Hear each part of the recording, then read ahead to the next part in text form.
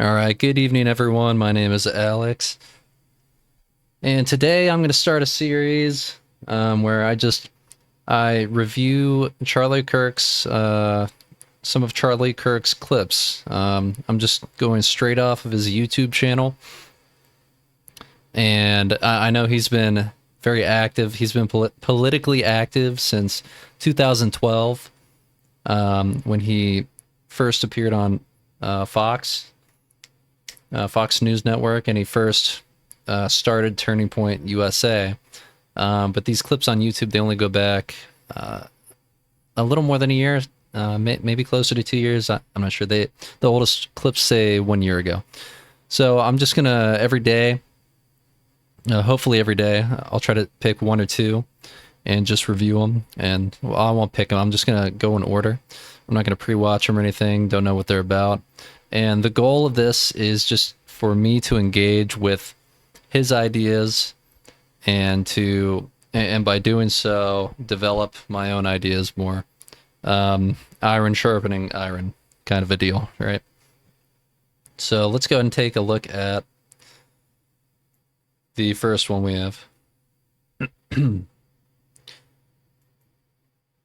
All right, so the first one we're looking at today, says college student finds it unsettling Charlie exposes woke college professors. Let's take a look. Personally, I'm someone that really values free speech, right, and like an uninhibited engagement among people that disagree. And it's really unsettling to me that you have this website, professorwatchlist.org, right? Yep. That basically tells conservative students that, hey, these professors are very liberal, and you should avoid them. It doesn't say avoid them. The official statement I read said it should Just to expose. Okay, fine, expose. But even in that, I feel like that colors thought, so that it really teaches conservative people that Do you think when a professor says something like... All right, so before Charlie answers, I'll give my take a little bit. So this guy is against having a website that exposes, basically just brings to light, lets people know the political leanings of their professors. We all know that the higher education sphere has been permeated by and with very left-leaning individuals, teachers, instructors, professors, right? And normally you would think this shouldn't be a problem, right? Shouldn't be a problem if you have a bunch of left-leaning professors. Shouldn't be a problem if you have a bunch of right-leaning professors, right? And it shouldn't be a problem because these educators, they are bound by the nature of their job, the nature of their position, to refrain from including their politics, their political beliefs in their teachings. However, many of these higher education, these educational facilities, these colleges, these universities, etc., many of them turn a blind eye when these professors and teachers do inject their politics into the curriculum. And the effect of that is essentially these colleges and universities, they're hiring people on and allowing them, they are funding the political brainwashing of our youth, right? So to be against a website that just categorizes professors as they are, that's not something I personally would be against. And I'd say any students who come across this website, I would say they already have their mind made up pretty much one way or the other, if they're seeking out this information in the first place. So in that regard, I don't think it's really affecting that much change in them, unless maybe they stumble across one of their professors on there that they didn't think was on there already. I don't know. But let's see what Charlie says. Just conservative people. Do you think when a professor says something like the hurricane victims of Houston deserve to die because they supported Trump, do you think that professor should be called out for that?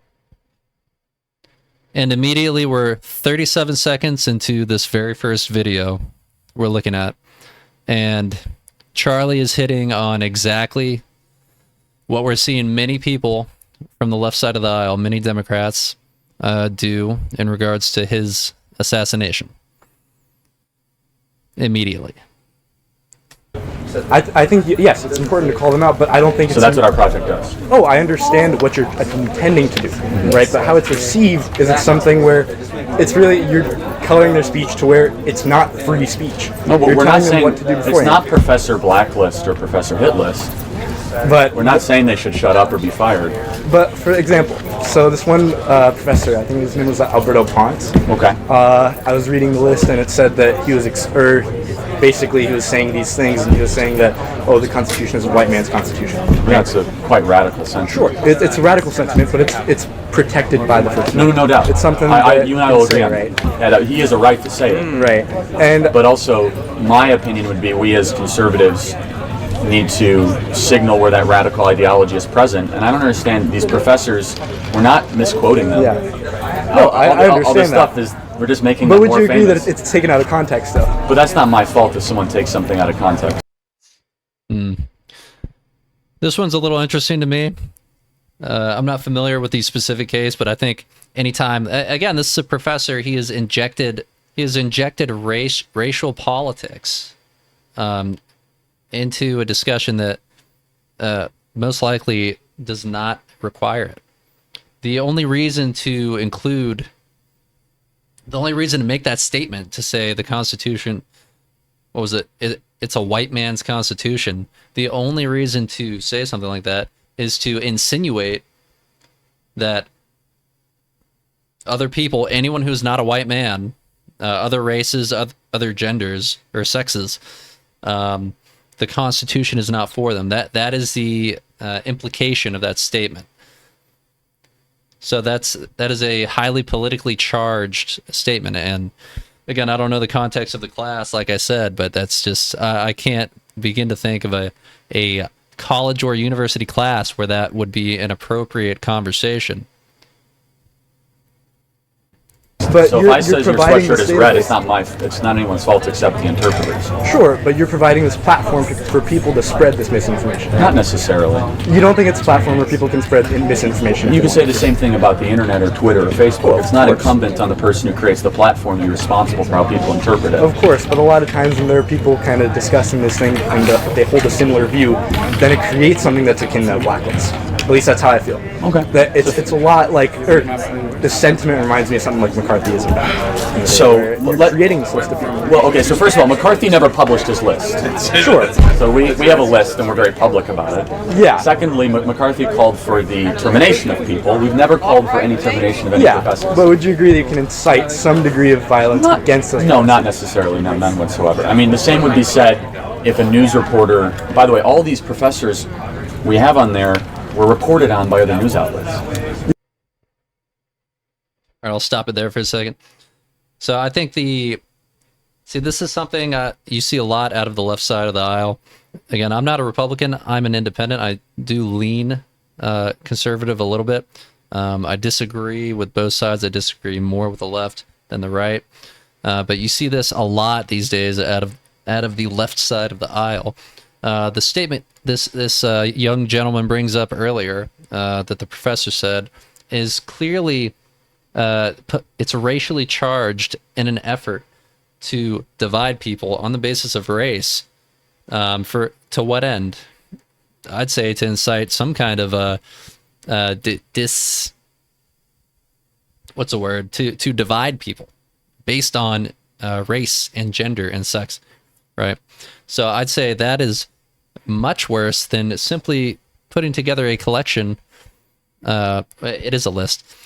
Putting together a list of people who align with a specific ideology, so people can be aware of that, especially in an environment where that kind of ideology is running rampant, and when that environment is not a place that ideology should even be present.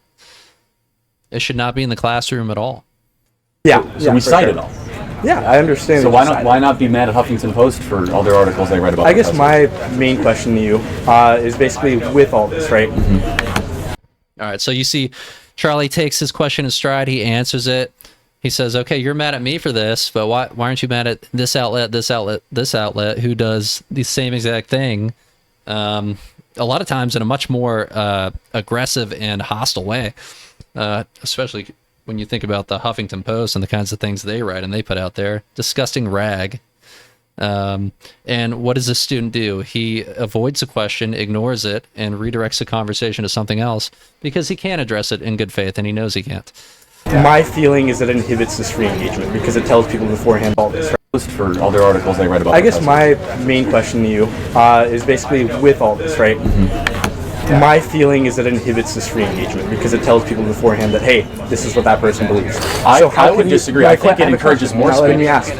All right, so my question is, how can you guarantee that this is not going to inhibit free speech? You can never guarantee it, but we're using our right to free speech. Let's back that up. We have on there, we're reported on by other news outlets. So we cite it all. Yeah, I understand. So why not be mad at Huffington Post for all their articles they write about? I guess my main question to you is basically with all this, right? My feeling is that it inhibits this free engagement because it tells people beforehand that, hey, this is what that person believes. I would disagree. I think it encourages more speech. Let me ask. All right, so my question is, how can you guarantee that this is not going to inhibit free speech? You can never guarantee it, but we're using our right to free speech to encourage more speech. Are you encouraging more speech, or are you silencing that speech? How are we silencing it? You're silencing it in the sense that you're telling students that, hey, this person has this preconceived notion, right? So you're giving students this idea that, hey, this professor thinks these things, he believes these things. So then when they take that class, they're not going to go into it with this open mind, being these free thinkers. They're going to go into it thinking, hey, this professor has this ideal. I should know that when I engage. But what's wrong with that? I think the thing that's wrong with that is maybe they're more aware. That's literally Exactly. So by informing these people, hey, this professor has this kind of ideology, it's not that they're going to go in and they're going to be, well, it could be the case that they go in and they're scared to speak up because they don't want their beliefs, especially if they go against their professors, they don't want that to negatively affect their grade or negatively impact them. That could be a good thing for them. Maybe they have to take that class, so maybe they're like, well, I'm just going to shut up so I can get an egg and get out of here, get out of my class with a good grade. Or on the flip side, it can let them give them the opportunity to prepare better, to engage in these discussions and these conversations that these professors bring up. So it really just depends on the individual. And of course, you could have some people who go in there and cause trouble. That's a risk anywhere. Anyone can just walk up anywhere and do any bad thing. That's a risk with everything. That's not even an argument to me. Antithetical to free speech, would no, you it's say? not. I think the thing that's wrong with that is maybe they're more aware. That's literally antithetical to free speech, would you say? No, it's not. I think it's. So now this kid says, informing people about professors' ideologies is antithetical to free speech.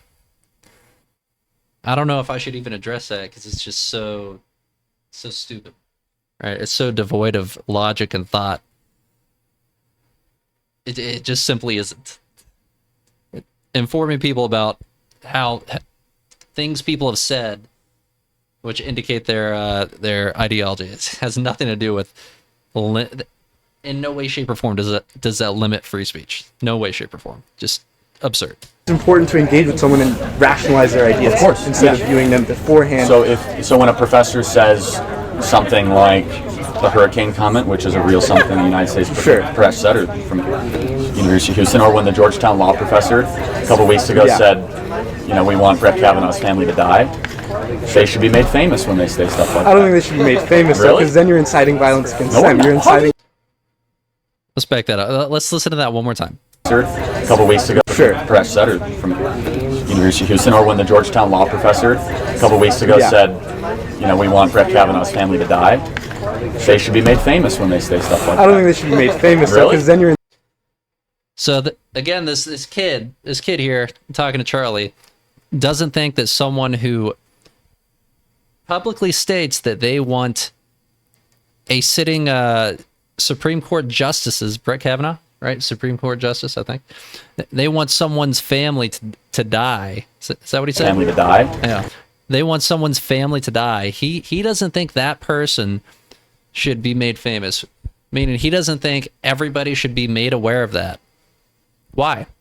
The only reason is because he wants to protect that person's, what he perceives as that person's right to call for someone to kill someone else's family. You do not have a right to call for people to kill someone. You do not have a right to call on people to die. Or, you know what, maybe you do. Maybe you do. In the safety of your own home, you do. But if you go and you put that out there in a public space or online or over the phone, especially after the Patriot Act, right? Hey, words come with consequences. You might get a knock on the door from the FBI, okay? They should be made famous when they say stuff like that. I don't think they should be made famous, Really? because then you're inciting violence against No, them. You're inciting violence. And it's lunacy to me that this kid thinks that that's inciting violence. But does he ever say, hey, this guy hoping and wishing for someone's family to die is inciting violence? No, that's not inciting violence. But making people aware of those comments wishing for death, that's inciting violence. Like, it's so ass backwards. It's unbelievable. Inciting this negative It's like sentiment saying a towards them, newspaper right? incites violence when they cover anything. But would you agree with me in saying there's a significant difference between a newspaper that's a public outlet and something like TPUSA, No, something like this, we're where you citing have a all bunch of of it with like-minded news people, articles. right? So I don't know. My feeling is just that it creates. So based on that, conflating Turning Point USA and the newspapers, he holds newspapers in higher regard than Turning Point, which maybe that's fair. Turning Point is explicitly political, right? But the fact of the matter is most, if not all, newspapers, aside from maybe like local newspapers, you think of like the New York Times, the Wall Street Journal, etc. They are hyper political pieces of media. Hyper political. We all know that. Maybe he doesn't know that. He's what, 10 years younger than me, maybe even younger. So maybe he didn't grow up reading these newspapers, watching them evolve into the hyper political, hyper partisan things that they've become. Because they didn't always used to be terrible, just like rags. They used to be pretty good. But they are hyper political, hyper partisan rags now. So maybe he's just not aware of that. I appreciate the. I don't know. My feeling is just that it creates this environment where speech is not equal. I appreciate the sentiment. Yeah. You're being so respectful. And yeah, I appreciate you coming here. And yeah, it was nice talking to you. You too, man. Thank you. All right, cool. So I didn't get too much out of that video because the guy he was speaking with, the kid he was speaking with, he didn't have an argument for anything. Diversion. When asked a counter question, he didn't really make any good points. I don't even really know what his argument was for. He was just against this website. He was really just against this website. Listening like, hey, this professor said this, that they're probably woke, right? So, heads up before you go take that class, I don't know, kind of crazy.